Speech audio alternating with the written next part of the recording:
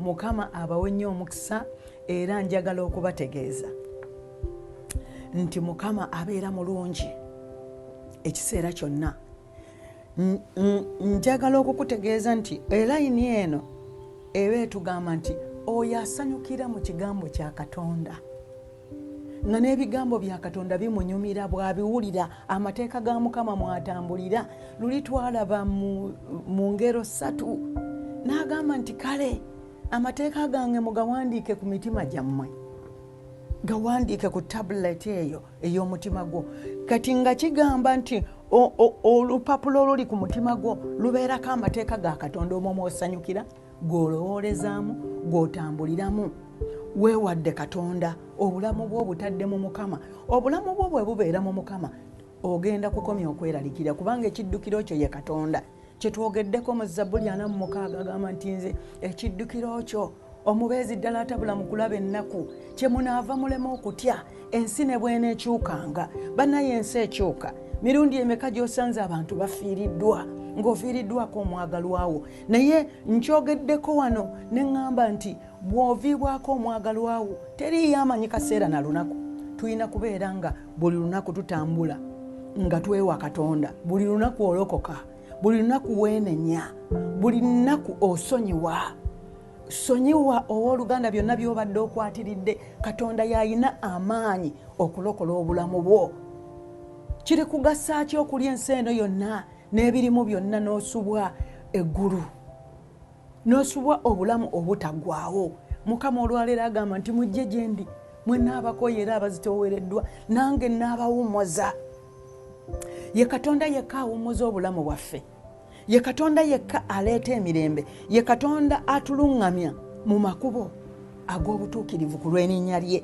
Ye Katonda asonyiwa ebyonoono byaffe. Ye Katonda akuluŋŋamya okukukonektinga ku mikwano emituufu. Agamba nti naakuluŋŋamyanga eri abantu abalungi era naakuluŋŋamyanga obutagenda eri abantu ababi, kubanga ekigere kyo bwe kirinnya eri abantu ababi nti tolivaayo ng'oli mulamu. Bannaye Katonda alina ebigambo ebiwooma. Mukama alina ebigambo ebisanyusa. Ne twogera ne tugamba nti okujja eri Katonda obulamu bwo bwonna n'obumuwa n'oteesigalizaayo kibeera nga kugula insurance, nti mu biseera ebyokulaba ennaku Katonda akuwanirira. Katonda atuwaniridde, Katonda n'atusanyusa era tumwagala. Yagala Mukama muganda wange. Katonda taswaza. Katonda kyakola akujjula muli n'owulira omukwano gw'obwa Katonda, the love of God. Omukwano gw'obwa Katonda muli nga bwe weebaka owulira that intimacy with God, owulira omukwano n'omuwambaatira n'omwembracinga n'ogamba Mukama kuggwe kwensibira. Omanyi ekituleetera okwerimba wano mu nsi? Tugenda ne tulaba nga tulina byonna. Olina ebibanja, oguza amayumba, ozimbye zikalina, oyina emmotoka. Kakati muli omwoyo gukugamba nti oyina byonna. Katonda omwetaaza ki? Naye kakati gwe nange katwogeremu. Bw'obeera n'ebyo ekibuuzo kiri nti ani eyakuteeka mu nsi muno? Era ani akuwadde amaanyi okukola ebyo by'olina? Era ani akuwadde obuyinza okulabika nga kati okyassa, okyali mulamu? It's God. Katonda yekka yekka yatuwadde, yatuwa obuyinza okubeera abalamu. Katonda yekka yekka yakuwadde omukisa okubeera nga oli mu bufumbo bwo, ng'ofumba. Abamu baali balowooza tojja kufumba, abalala baali balowooza nti togenda kufuna mwami, abalala baali balowooza nti togenda na kuzaala. Abantu balowooza ebyabwe kubanga bo bantu, balowooza nga bantu. Naye njagala olabe Katonda. Katonda ono omwesige, otambulire ku ye. Abantu bantu, era abantu bwe boogera nga gwe weesirikira kubanga omanyi Katonda waali mu ggwe. Bannaye Katonda anyuma. Era olunaku olwaleero nga tweyongera okulaba Katonda, obulungi bwe, amaanyi ge, agamba neesiga, eŋŋendo zo ziyiringise ku nze, nange naakulaga ekkubo. Mukama agambye mu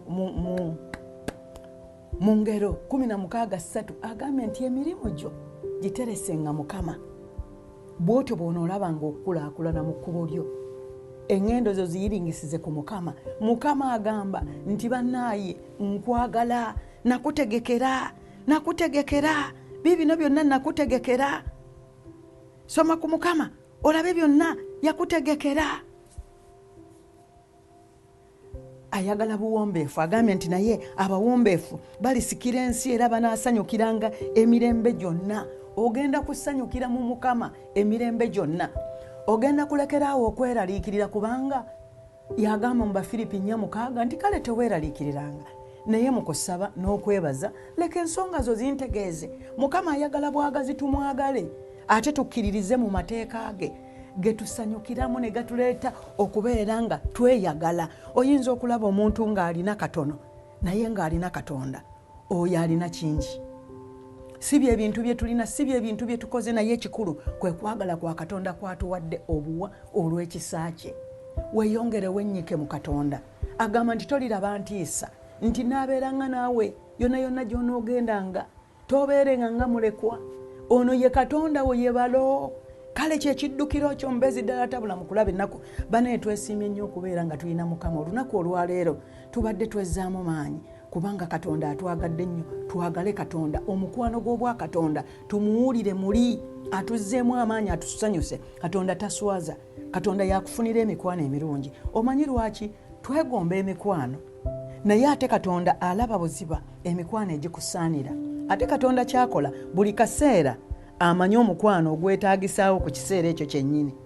Era bwe gwe expiringa agamba nti gwe ekkubo lyo lidde eri. Katonda ng'akuleetera omukwano omupya ogugasa obulamu bwo, ogukwongerako value, ogutanoonya byagwo. Oyo ye Katonda. Kyavudde agamba nti naakukulemberanga ne nkutwala eri abantu abalungi, era naakulemberanga amagenda go n'enziyiza gwe okugenda mu bantu ababi, kubanga abantu ababi bw'olinnyayo ekigere kyo tolivaayo ng'oli mulamu. Okiraba ye Katonda. Abooluganda katwebaze. Gamba nti ayi Mukama, olunaku olwaleero Mukama ntegedde nti nina kwesiga ggwe. Ayi Mukama, olunaku olwaleero gwe gwenjagala, nkwetaaga mu bulamu bwange. Beera ng'oddamu ebigambo bino. Nkwetaaga nkwesige Mukama.